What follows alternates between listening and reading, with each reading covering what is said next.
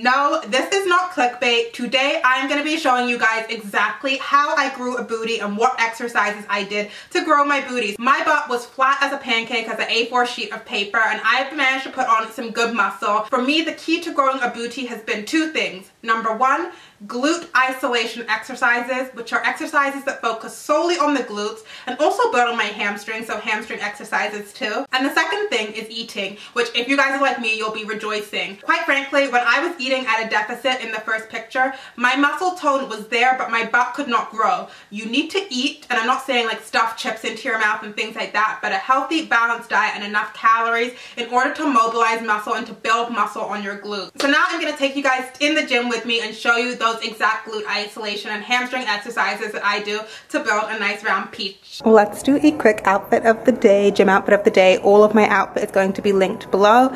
I am wearing my favorite crop top of the moment. This is by Aloe Yoga. It's like business in the front. The back has all this lace up detailing right here. Super cute. It just says Aloe Yoga right there.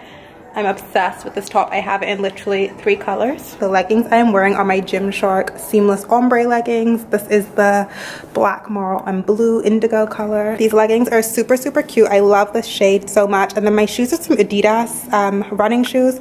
Not sure of the style. They're not NMDs or anything, but I actually got them at Costco. Alrighty, how I like to structure my glute workout is starting with the more compound movements and working our way down to isolation. So the first move is a reverse hack squat. We're gonna face the hack squat machine kind of like you're a child who's in timeout, you know, when you were 5 years old, and we're gonna hinge at the hips, keeping our spine neutral, and drop back into a squat. We're gonna push up through our heels and really squeezing the hamstrings and the glutes. We're also gonna squeeze our butt right at the top and our glutes at the top of each movement. This is a killer for the hamstring and the glutes. I should be going a little deeper in my squat, but it was my first exercise. Don't read me for filth. I do 3 sets of 8. And then moving over to the Smith machine, this is a variation on a squat that really targets the glutes. You're going to want to put your feet a little bit ahead of you.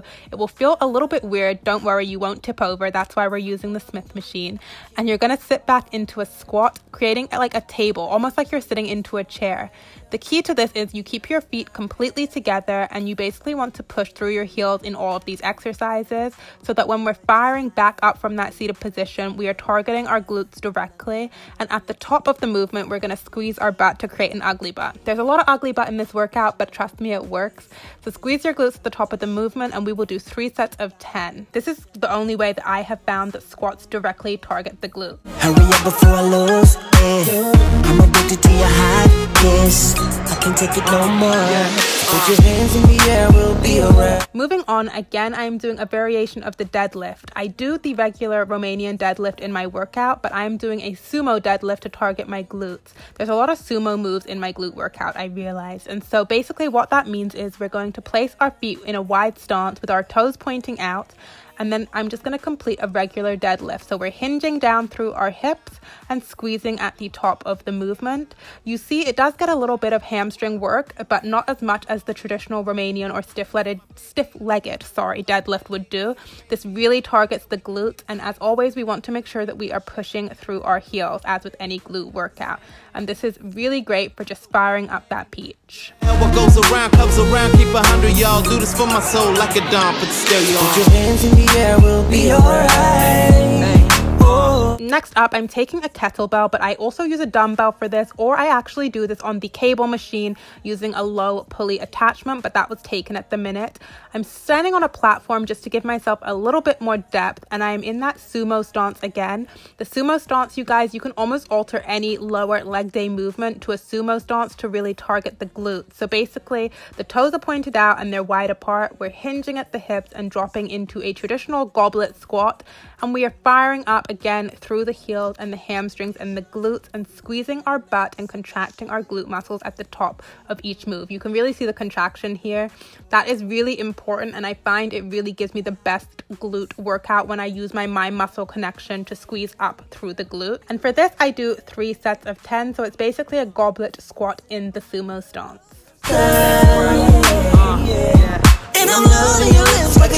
Okay, I was finally able to use the cable attachment machine, and this is again one of my favorite exercises. These are cable pull-throughs. This is a no contact move at the gym, and I totally make contact with a guy who you'll see walking past really soon. But basically you have a wide stance. You're going to want to hinge at the hip, pulling back with your hamstrings. And then when you're pulling back up, you're pulling back up strictly through the glute and squeezing at the top. Again, the weight should be on your heels. And I do 3 sets of 8, increasing the weight each time. This next exercise, I don't know the proper name for it, but using one of these stability benches, I'm going to anchor my heels and feet at the back. My toes are pointed out, and I have a weighted plate that I hold to my chest of whatever weight that is comfortable for you. Basically, all you're going to be doing here is using your glutes to pull you up. So this is great for your back as well as your glutes. It also kind of gets that scooped butt look, like that scooped lower back that everyone wants. And I will do 3 sets of 10, again, squeezing at the top. And this is one of my favorite burnout moves for my glutes, although I think I've said that about everything.